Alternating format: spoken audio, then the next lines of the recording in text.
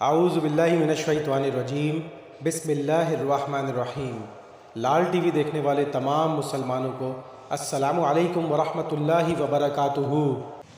سیدنا ابو ہریرہ رضی اللہ عنہ بیان کرتے ہیں کہ رسول اللہ صلی اللہ علیہ وسلم سے سوال کیا گیا، کون سا عمل سب سے زیادہ فضیلت والا اور کون سا عمل سب سے بہتر ہے؟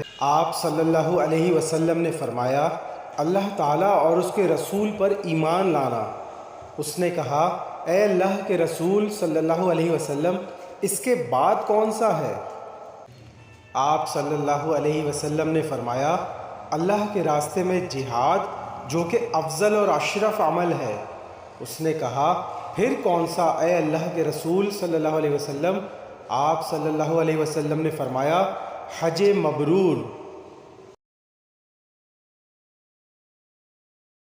یہ قیمتی حدیث اپنے دوست احباب سے ضرور شیئر کیجیے گا تاکہ سب کے علم و عمل میں اضافہ ہو۔